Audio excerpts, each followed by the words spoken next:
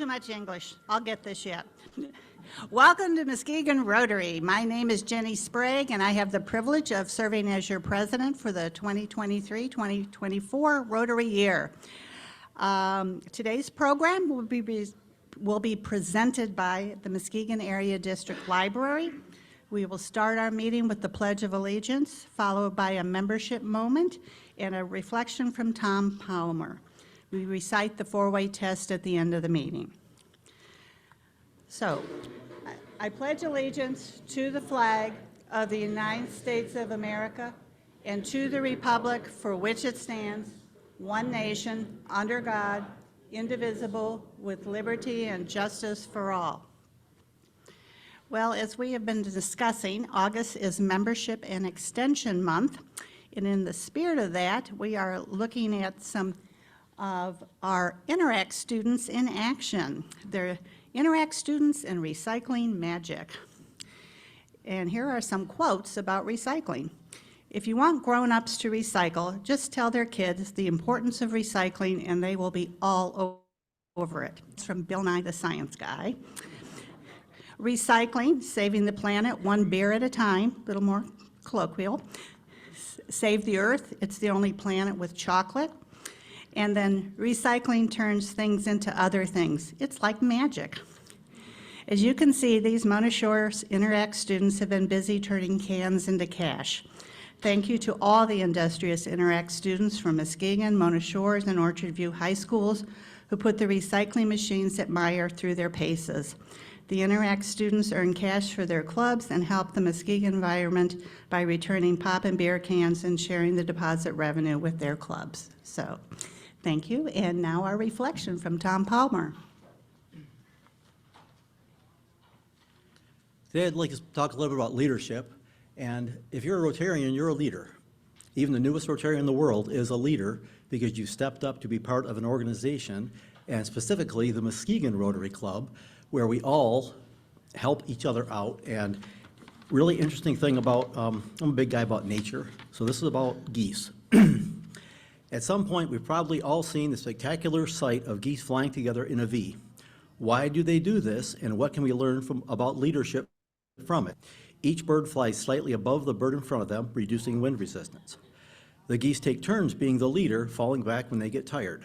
This means they can fly for a long time before they need a rest. The V formation makes it easier to keep track of every bird in the group. Flying in formation helps each member to communicate and coordinate with the group more effectively. Just as the birds fly together to create less resistance, if, as a leader, we can inspire and motivate others to share a common direction and work cohesively towards that goal, we will get there much quicker and with better outcomes. When geese are flying together, if a bird gets tired or tries to resist the will of the group, it feels the drag of the other birds pulling it back into formation. In our workplace or in our club, we need to stay close to those with the same goals and aspirations as they are heading where we want to go. Geese use a distributed leadership model. When the leading goose gets tired, it swaps places with another member of the team so that it can support from behind and recharge itself. This reminds us that a distributed leadership model is the most effective in building a strong team. Each person bringing their own valuable skills and ideas, each leading when they are the best person to do so. Geese honk to encourage those in front to keep up their speed. We should ensure we speak out to encourage others to be their best. This supportive environment will allow team members to flourish and feel valued. Ensure that your honking isn't negative and accusatory, as it will result in a demotivated team that lacks purpose. Finally, when a goose gets sick or falls behind, two other geese break away from the flock and stay with it, either until it dies or is strong enough to rejoin the group. When members of our team are struggling, we need to stand by them and support them until they can perform at their best again. Good leadership means being there for people when the chips are down, not just when they are helping us be successful. Thank you, Tom. If you may be seated, enjoy your lunch, and we will resume the meeting in about 5 minutes, so sorry.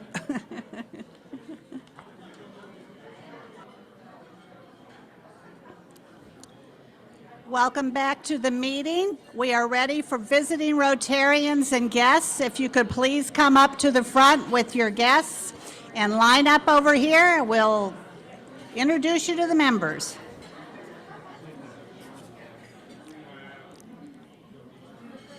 Okay, I know there are guests out there.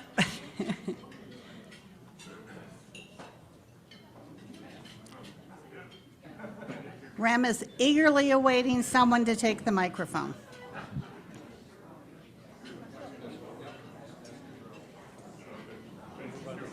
Yes, sir.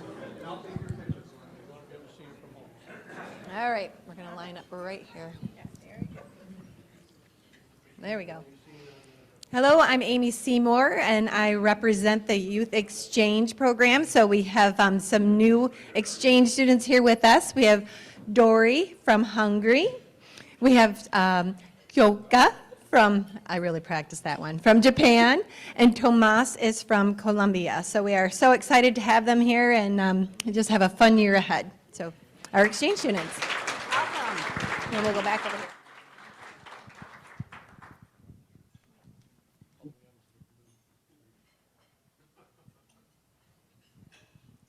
Good, Mike. I'm Rob Taylor, and my guest today is Walter Maratz. We're fellow bicyclists, surprise, surprise. And he's a retired engineer from the Knoll Corporation, and we're going to see if we can talk him into joining Rotary. Excellent.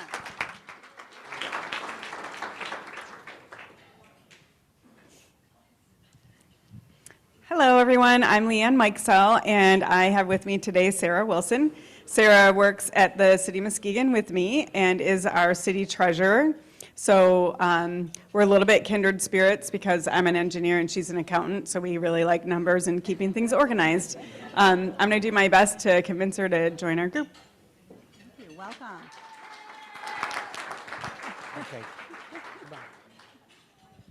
All right, I've got kind of an interesting story. My guest today, oh, okay, tell me, oh, right here, okay. You got to get within these lines. Okay. This is Cindy Maynard, and Cindy is a nurse, works in home care, but the interesting part of this story is I worked at Party in the Park last Friday, and Andy O'Reilly, who was the MC, asked me to come up and say a few words to the crowd. And I talked about Rotary, the work we do, and how much I really like the club. And I invited people, if they had an interest in it, to call me, and I would bring them as a guest. And Cindy contacted me that night. She found me, and we made a connection, and she's here today. She's a former JC, and she's interested. So, Cindy Maynard.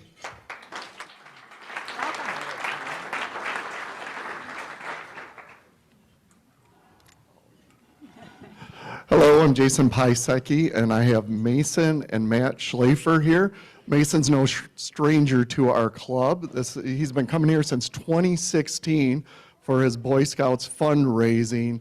And Mason is, we have concluded that he is the world champion fundraiser because the United States is the top country for Boy Scouts, and he is the 5-time top fundraiser for Boy Scouts nationally. And he's looking to go out on a high note. This is his final year doing the popcorn sales and the other items they have, so he'll be out in the hall.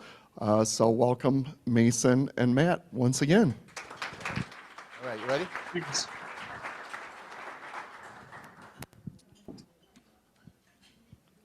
Ladies and gentlemen, one of the pleasures of being in Rotary is you get to meet some brilliant and talented young people along the way. Today our guest is Veer Sani, an interactor from Mona Shores High School, whom we sent to the Life Leadership Conference. He wants to say a brief word about his experience. Ladies and gentlemen of the Muskegon Rotary Club, good morning. It is an honor to stand before you today and share my experiences of the Life Leadership Conference as a representative of the Mona Shores Interact Club. As a high school student, I had the privilege of attending the Life Leadership Conference at Ferris State University, an experience that has left an indelible mark on my journey. The conference was not merely an event. It was a transformative milestone in my high school career. The connections I forged and the lessons I learned have significantly shaped my perspective on leadership.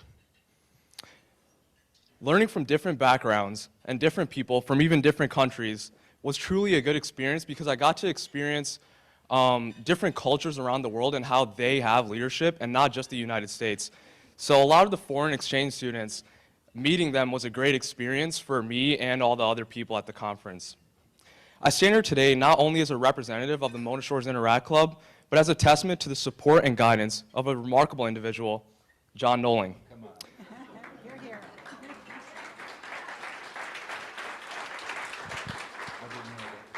Thanks to the help of my neighbor, Darlene, I was able to connect with Mr. Noling days before the conference and still have an opportunity to attend and have an amazing experience. His leadership within the Muskegon Rotary Club serves as an inspiration, and I'm immensely grateful for his encouragement to participate in this life-changing experience. As a member of the Mona Shores Interact Club, I'm continuing to apply the insights gained from my Life Leadership Conference to foster positive change in our community. Just as this Rotary Club has been doing to our community, I want to apply to Mona Shores Interact Club. In closing, I want to express my gratitude for all of your continuous support and young leaders like me. The Muskegon Rotary Club's dedication to nurturing the next generation of change makers, such as interactors, is truly inspirational. Thank you.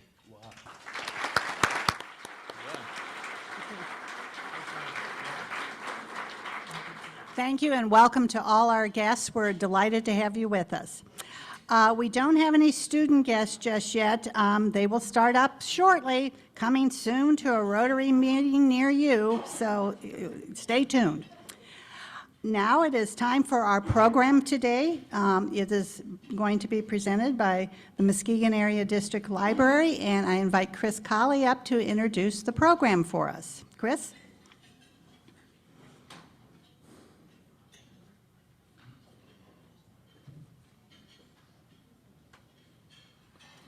Good afternoon, Rotarians. It is a pleasure to be able to introduce our newest executive director to MADL, the Muskegon Area District Library, and his name is Ron Suzak. We're very excited to have him in our community. He is originally from up north in northern Michigan, attended Hope College, and he came to us last year to our community from the City of San Antonio Public Library. So we're really thrilled to have him and to hear more about all the great things that are happening within our libraries. Welcome. Thank you.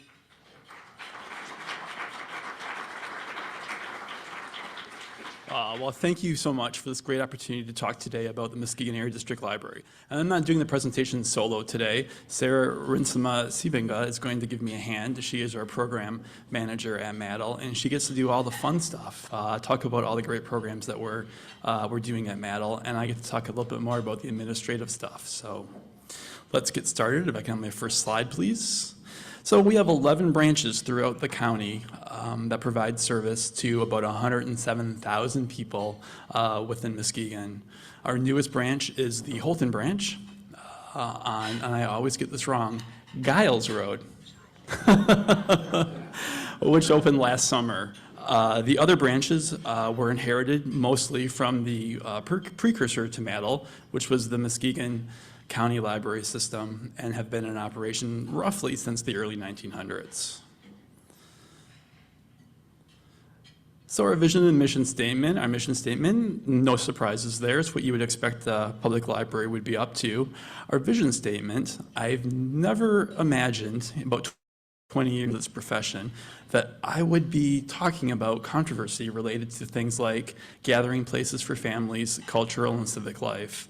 But if you've been paying any attention to what's happening in the news, public libraries are under enormous stress, enormous pressure. We're not talking about that today in our program because luckily in Muskegon that is not the picture. But it's difficult to talk about public libraries without at least mentioning what's happening on that national level. So who we are, I particularly love this picture because this is the thing that excites me about going to work every day. It is the people of MADL. MADL's not the only library serving Muskegon County, but these staff, these individuals, are the unique part of what we do every single day. People come to our branches, they form relationships with people who provide service to the community, and that's a real personal experience. As I mentioned, MADL was founded in 2006. Prior to that, it was the Muskegon County Library System, and it was funded through the county. We have 11 locations, as I mentioned, that serve 20 local government units. So we don't have a location, obviously, in every community. And for the communities where we don't have a branch, we utilize the bookmobile, we utilize other forms of outreach to provide service and make sure people feel connected to MADL. Our operational budget this year was just over $4.5 million, and that is funded almost entirely through property taxes, through agreements with municipalities and townships who contract for service with MADL. As I mentioned, MADL is not the only library in town. There are actually 4 district libraries that provide service to this community. Muskegon Area District Library is the largest, with 11 locations serving the 107,000 people. Hackley Library serves the city of Muskegon, and the Muskegon Public School District serves roughly 55,000. And White Lake Community, which is our neighbor in Montague, and Fruitport are right around the 10 to 14,000 service-sized communities. We work very closely with all the libraries on the screen, particularly Hackley and White Lake. We want to ensure that people, regardless of who their library service provider is, are aware of the services that are available in the community. And when they visit a library that's not necessarily their home library, that they still receive service. It's always interesting when you try to explain to somebody how public library service works in the county. You can get about a minute into the conversation and you can kind of see a glazed look. That people aren't really concerned about the how and the why. All they want to do is use the library. So Joe at Hackley and Virginia at White Lake and myself are working on ways to make that cohesion, make that collaboration even tighter. It's interesting, we're in the middle of a marketing rebrand, and we did a community survey asking the public if they recognize which libraries are part of MADL and which libraries are not. About 70% of the community believes that Hackley Public Library is part of MADL, and 50% feel the same way about White Lake. So obviously there's a little bit of work to do with the messaging and getting the word out about what MADL is and isn't. As I mentioned, collaboration is a huge part of what we do at MADL. We don't really do anything alone.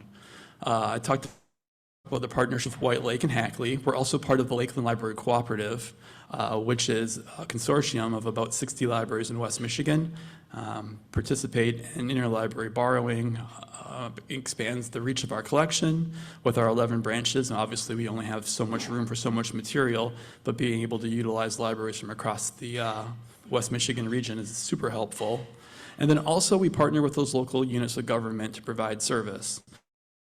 So those municipalities and townships that contract for service, for the most part, provide the buildings where we host our service. So MADL, unlike Hackley, unlike White Lake, typically doesn't own the buildings where our libraries are located, but we work in close collaboration with those governmental units.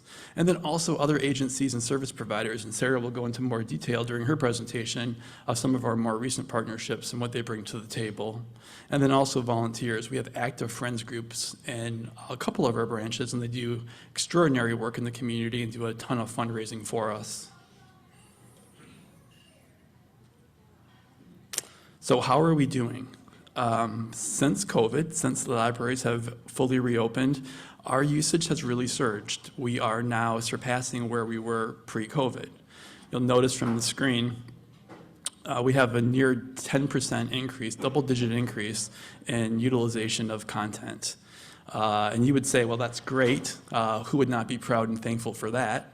And I am, of course, but you'll notice also that the growth nearly is all digital.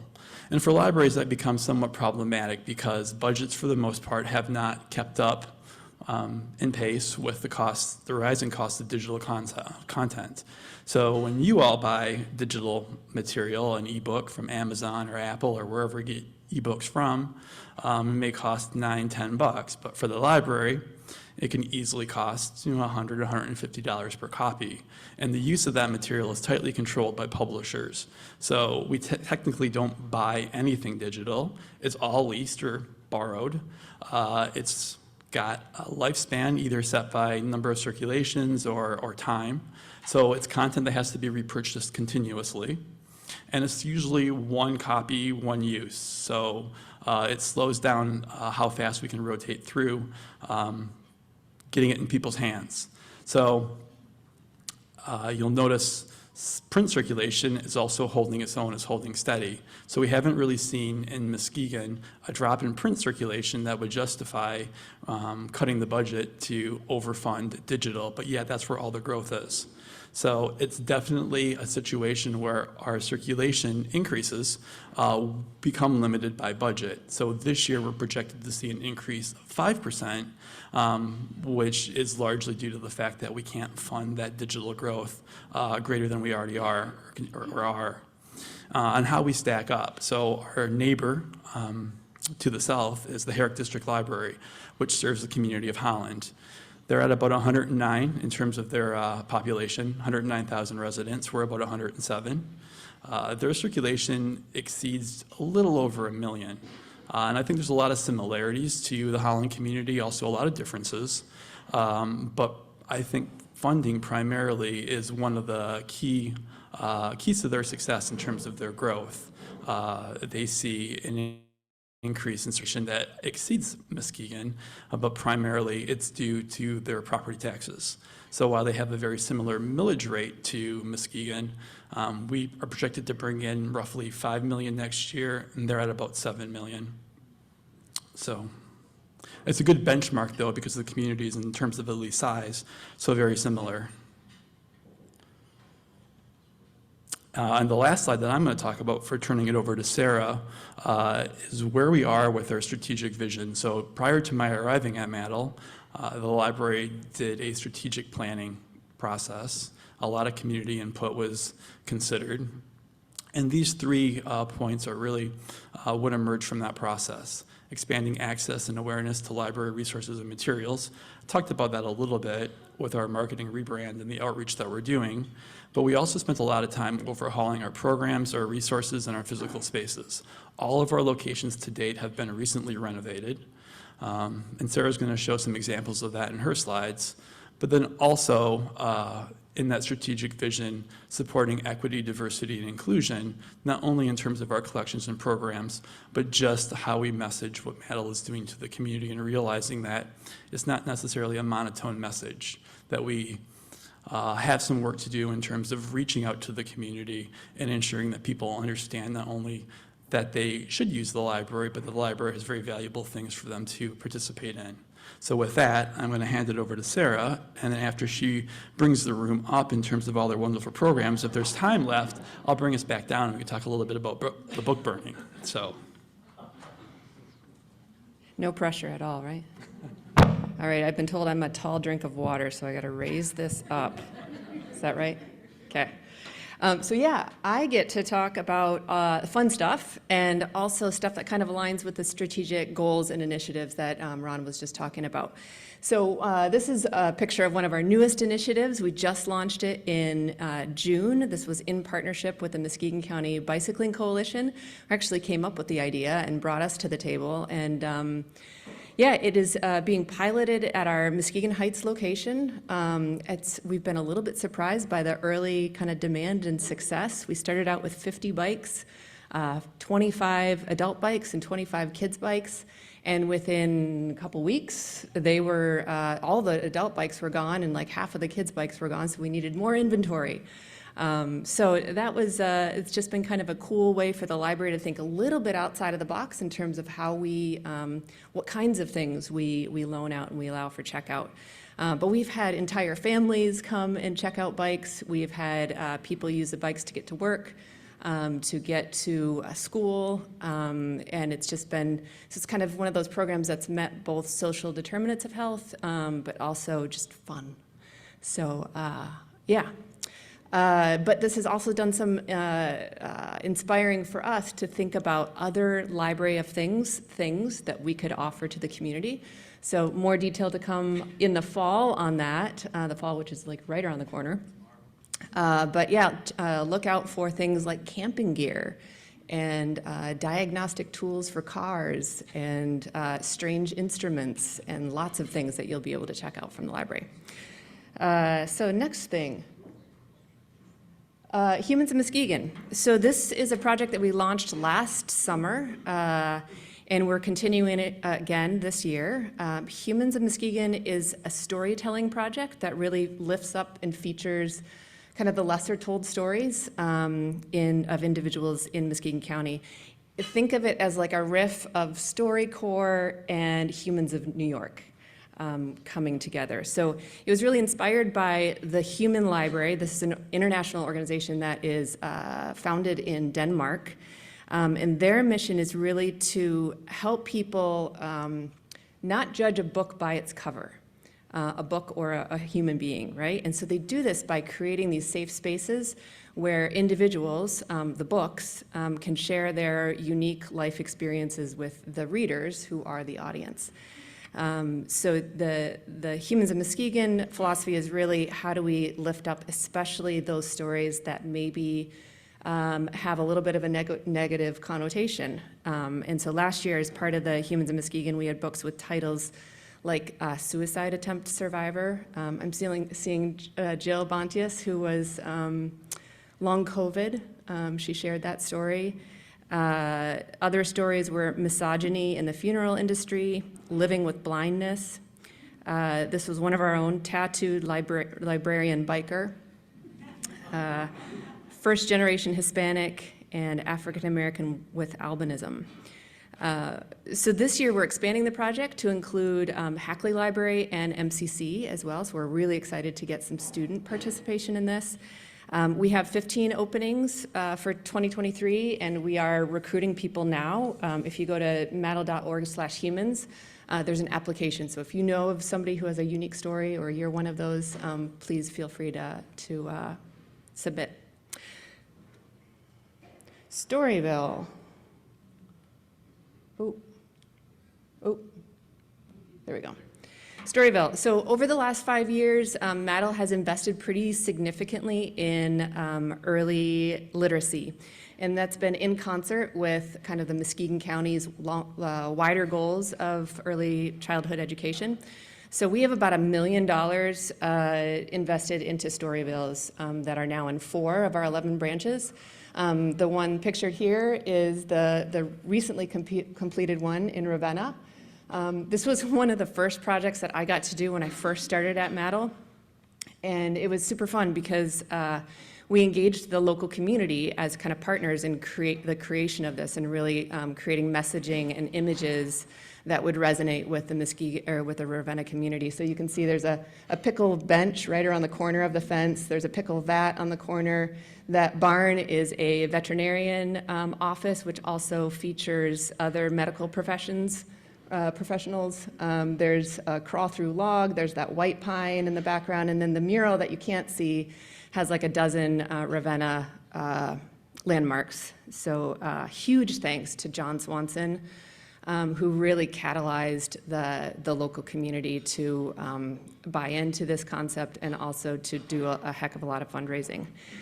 So in terms of numbers, in 2022 we had 12,000 people engaged Storyvilles at the 4 branches.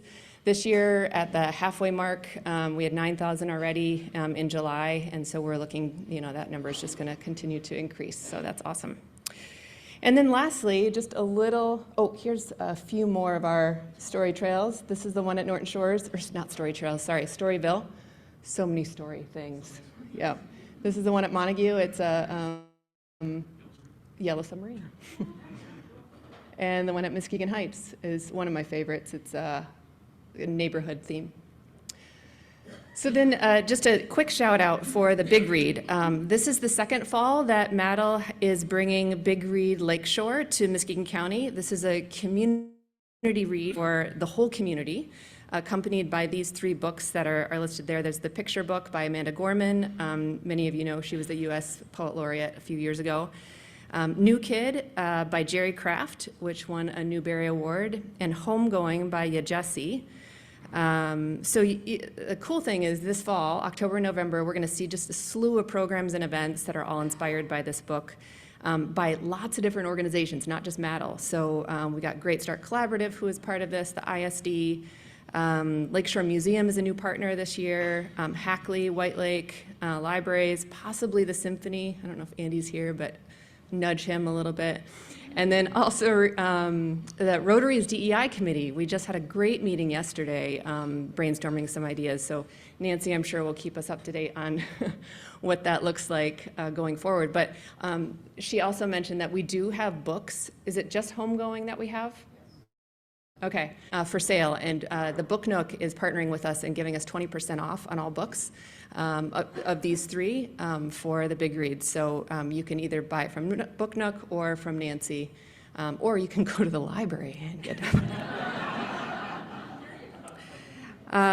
Okay, and then thing is just to highlight with that, if you have a book club, use this for your fall book club discussion. We are bringing Jerry Kraft to Muskegon. He's going to be speaking at the Frauenthal in conjunction with the Foundation's annual gathering on November 14th. And then on the 13th, the day before, Jesse will be at Hope College, and we are organizing some bus transportation there. So those are some big opportunities for West Michigan. That's all I got. That is nearly the conclusion of our presentation, and we are almost exactly right on time.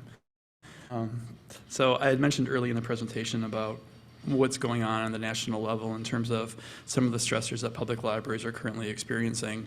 And I'm very thankful that the Muskegon community, in relation to some of the things that Sarah mentioned, the great response that we've received, participation in every corner of Muskegon County. As part of that rebranding process, the community survey also asked about public opinion of MADL, and overwhelmingly it was extraordinarily positive.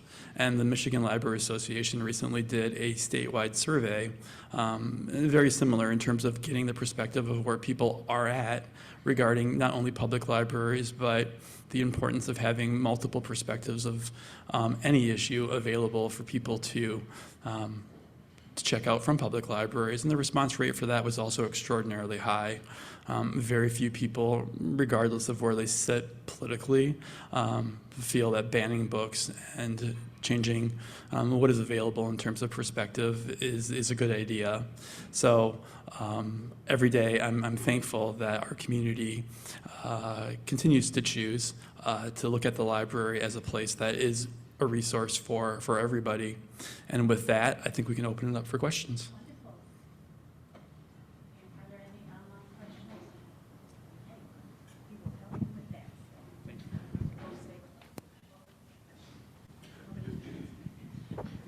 Ron, just so you know, I serve on the library board, but I'd like Ron to could you just give us a brief background of your past experience and maybe why you were hired? Oh, you probably can do that better than I can. And I always hate talking about myself. I mentioned to Chris earlier before the presentation that I'm glad she was doing the introduction because it always makes me very uncomfortable. But I've been doing this for about 20 years in terms of my work in public libraries. Prior to coming to the Muskegon Area District Library, I was a library services administrator for the city of San Antonio at the San Antonio Public Library, which is one of the largest library systems in the nation. And I think one of the reasons that was brought to Muskegon is the fact that I have the perspective of providing library service to a very diverse community. I understand what some of the challenges are, and then also how important it is to present what the library is to the community in a way that the community is receptive to.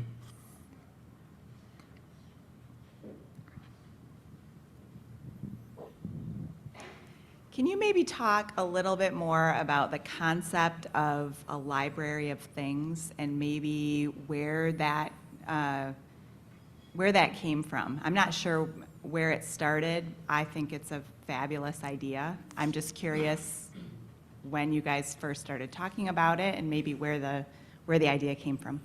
So the idea was generated by the staff at MADL as a concept in public libraries. It's been around for the better part of a decade. So while we're not necessarily the first to get on board with Library of Things. I think because of Muskegon in general, of all the things that are possible here to do, like the amazing parks that we have, being outdoors, I think our Library of Things will be very influenced by that aspect of our community. And we've only really been talking about doing it for a little over a year, and that's one of the most beautiful things I think about Maddle is that we can take a concept, an idea, and put it into play relatively quickly. We were talking about a Library of Things in San Antonio for about the whole 5 years that I was there, and we didn't get it off the ground because it's so difficult working in an organization that's so large. But Maddle, somebody has a good idea, you can get something going pretty quickly. The bike library is a prime example of that.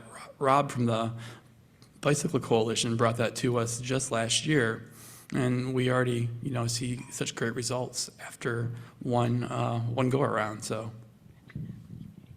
and Hackley Community Care too. I know Sarah mentioned them on the screen regarding the bike project, but they've been a huge sponsor of that. They donated a storage unit for us where we actually keep the bikes and allow us to keep that storage unit on their property in the Muskegon Heights area. So it was an incredible gift. You didn't mention, or perhaps I didn't hear, the unique resources you have available for people with special needs. I'm familiar particularly with your resources for the blind, et cetera, out on Airline, but I know you have more than that. We do have more than that, but I'm so glad you brought that up. In my 20 minutes, I couldn't mention everything and all the great things that we're doing, but the LVPD, the Library for the Blind and Physically Disabled, recently was awarded the Outreach Center of the Year. So next week, the week after next, we're going to the Library of Congress to receive the award. Thank you.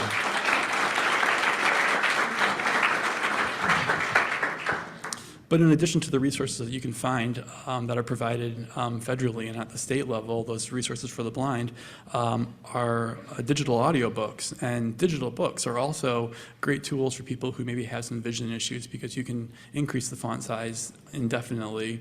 And the digital audiobooks don't require changing of discs in a player. So we do have a lot of resources, I think, that serve a wide range of need in the community. Thank you for all you've done, and congratulations too. It's a great library system. Thank you. I was wondering if you could speak a little bit about the Right to Read initiative and whether Maddle supports that, and how, I'm glad to hear we don't have issues in our community, but many do, so. Maddle definitely supports that, and a lot of work has been put into the Right to Read, and part of that also was the Michigan Library Association's work with that survey, and that was the first phase of that. And the second phase is to do a lot of community outreach, a lot of PR around those results. But the Right to Read has done incredible work in terms of raising the awareness not only of the issues that are being faced by public libraries, but also the importance of, I think, the First Amendment and the constitutionally protected right to be able to have access to material in a way that I think does gravitate towards not making it sound preachy, but putting it into a real world context of what happens when that disappears. And that campaign has been highly successful at doing that. Thank you. Yeah. Okay.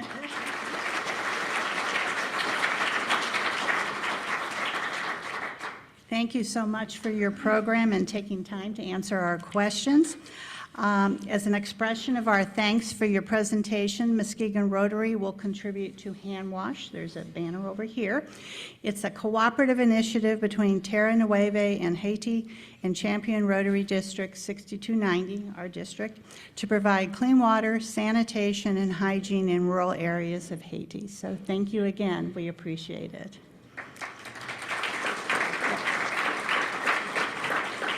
Okay, Meredith, are you ready?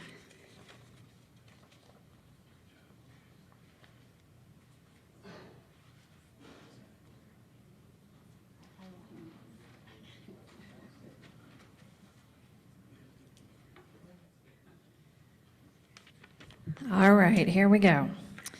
We have long recognized Rotarians who contribute to the Rotary Foundation, the arm of Rotary International, which receives and disperses funds that support our cause of increasing world understanding and peace.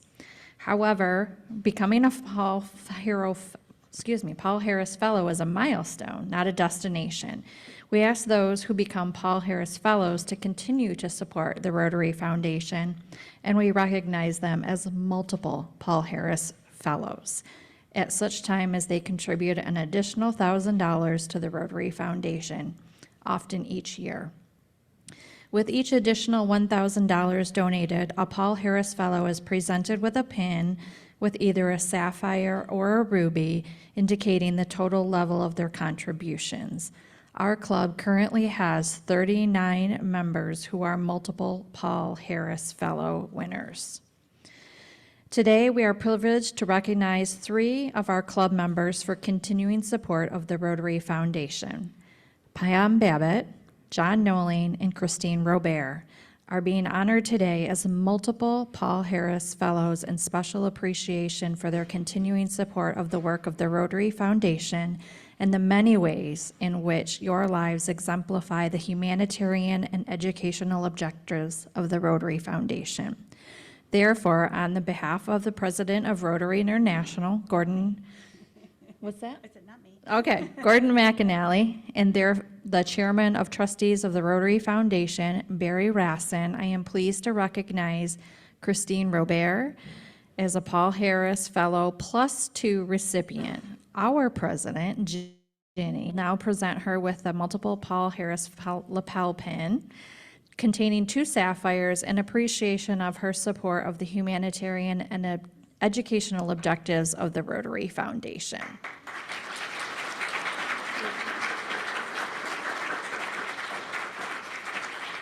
Congratulations. Can you sort of hang here for a little bit? John and Pam, you want to come forward too? On behalf of the President of the Rotary International and the Chairman Board of Trustees of the Rotary Foundation, we are pleased to recognize Pam Babbitt and John Noling as Paul Harris Fellow +3 recipients. President Ginny will present you with your multiple Paul Harris Fellow lapel pin containing 3 sapphires in appreciation of your support of the humanitarian and educational objectives of the Rotary Foundation.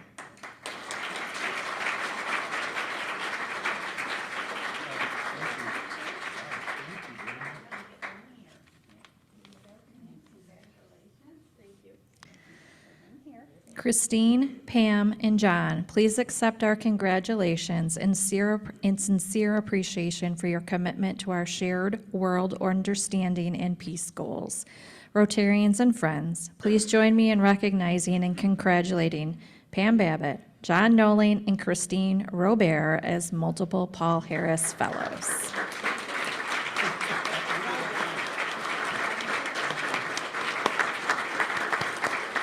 Congratulations to all of you, and thank you so much for your support of the Rotary Foundation.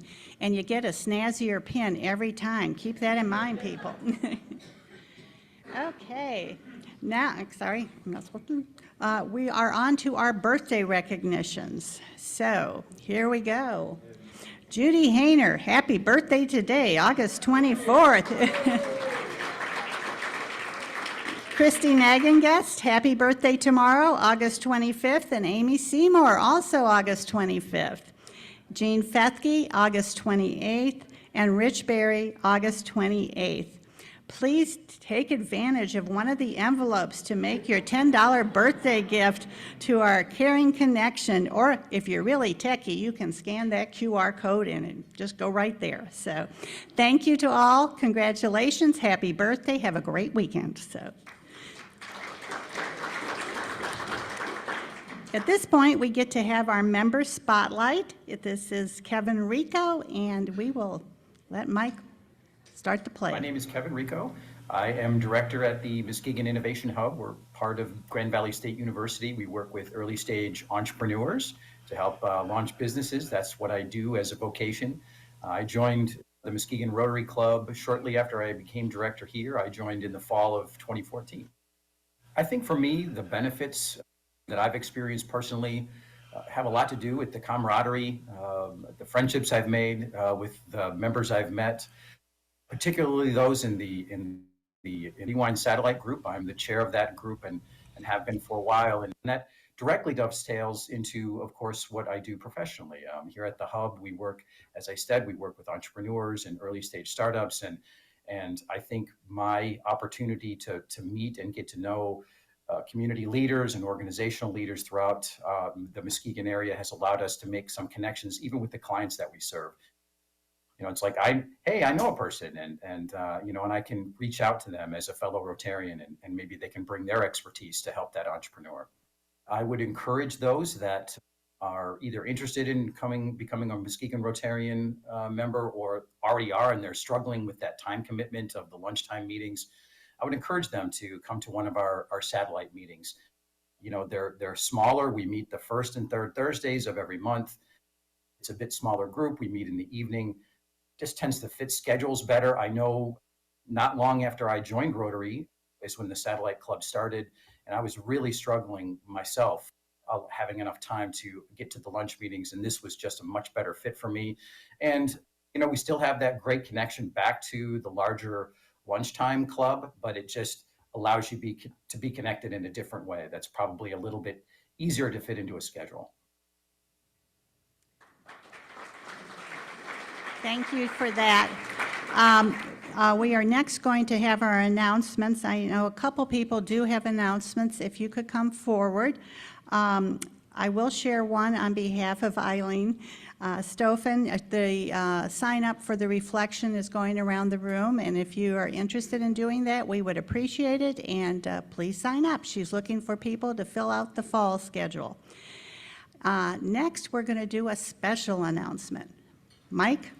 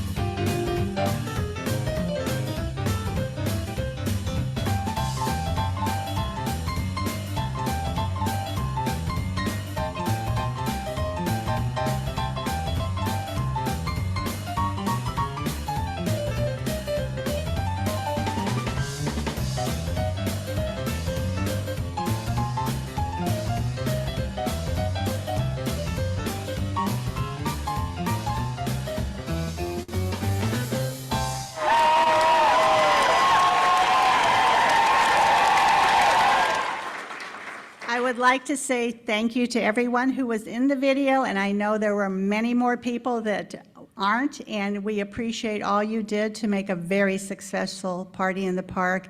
And a special shout out to Andrew Cutler for just a great job getting us organized, and we hope to report very good results to you soon. Echoing Kevin Rico, there is not Rewind this week because it's not the first or third Thursday, so, but they will start up again in September. And now I will start with the announcements. Roger? I want the record to reflect that Darlene, Marjorie, and myself helped set up. We didn't get on video, but we did work. And I can tell you, Rich was having a good time, Howdeman, as reflected in the video, and he served me a couple beers. So, anyway, Harvest Fest, October 26th, it's coming up. And we have been blessed to have a number of sponsors, a lot of them at the $500 level, and we appreciate every single one. But we need some bigger sponsors because we're trying to raise $30,000 because this is a fundraiser, because we're Rotarians, we raise money to do good things. It's what we do. So, if you know someone who you think could help us out with a larger donation, a business We are happy to make that ask. You don't have to do it. Feel free to see myself, Carla Flanders, or Dave Alexander. We're a gruesome threesome, and we're doing what we can to raise money. Also, don't forget to buy your tickets. Ticket sales are trickling in, and we appreciate that, but we need more sales because it's a fundraiser. Ticket prices do go up on September 23rd, which is not that far away. So looking forward to seeing you there, and please see us if we can approach anybody for sponsors, and thank you those who have sponsored already. Thanks. Thank you, Roger. And he will be back, so buy your tickets, get sponsors. There you go. And now we have an announcement from John Noling, complete with visual aid. Here, I will move. You. Probably dirty the tablecloth a little here, but it's worth it. Club members, we need to bring you up to speed on a new project for our club that our board has approved. A number of us have been concerned about environment and environmental sustainability for a long time, but we are coalescing as a club to do something to work to improve our environment, specifically our atmosphere, which is overloaded with carbon all over the planet. And we have a concept to work with the city of Muskegon and with United Way of the Lakeshore to start a forest on Marquette Avenue, right at the US 31 overpass on Marquette, south side, a little over 1/4 of an acre. Our plan is to build what's called a microforest, which is just like a regular forest, but they grow a lot more rapidly because of the kinds of species you put in there, that it will be native Michigan species, and the way you organize them with low, medium, and mid-canopy and high canopy species. High canopy trees like a white pine or shrubs of various sizes, and ground covers, all competing for light, but growing rapidly with a really good soil base. On September 8th, during United Way's Day of Caring, Rotary will have one of the many projects around town for United Way's Day of Caring, and I'd like to ask for any of you who are interested in working in this realm to sign up for part of that Friday. We'll be at it from 9 a.m. till 2 p.m. Breakfast and lunch are provided, box lunches. We are going to be spreading cardboard. Now, this is Tobias Melton from Muskegon High School's Interact Club, and we've been stashing cardboard all summer. Doug Wood, Kelly DeVos, Doug Brown, myself, and Dave Alexander are kind of working together right now to get all of the bark chips and all of the leaves that were harvested from previous years from the city of Muskegon. We're going to lay cardboard over the entire area and then put about 8 inches of bark chips and leaves, which will settle and rot over the winter. And on Earth Day, we're going to plant between 1,200 and 1,800 of these trees and shrubs, of which Rotary already has 500 growing in pots, ready to go in the ground. So we're applying for grants from the National Arbor Day Foundation, from you name it, Wimser-Dick and the Muskegon Lake Watershed Partnership are with us on this. The County of Muskegon is solidly behind it.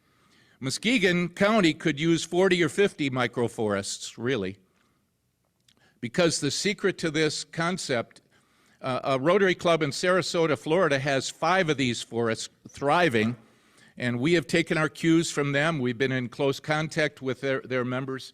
So to make a long story short, if you're interested in serving on Day of Caring, there is a website for United Way to sign up.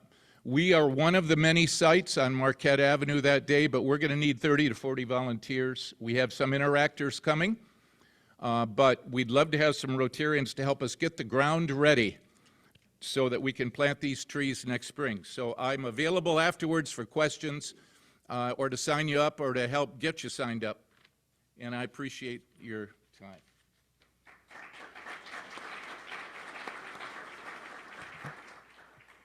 John will leave you with that message. No pun intended. Okay, we are ready for our raffle. Ed, is it you today? Oh, there you are in the back. And what are we going for first? For $10.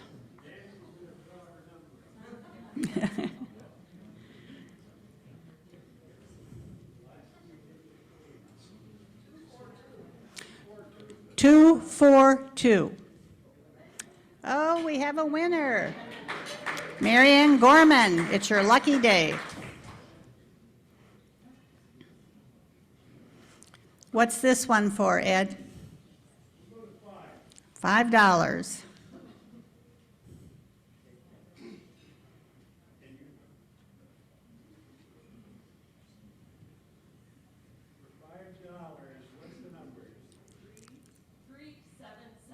$377. Oh, hey, Arlen. Hey, lucky you. At least you recouped your investment. And so for 20.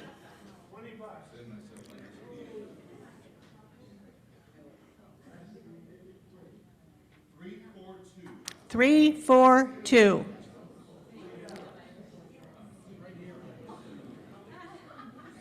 Who's our big winner? Our guest. Oh, well, that's always better.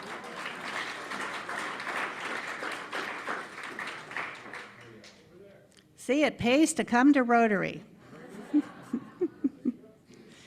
Thank you to everybody who bought a ticket. We appreciate your support. The proceeds go to Polio Plus, so that's good.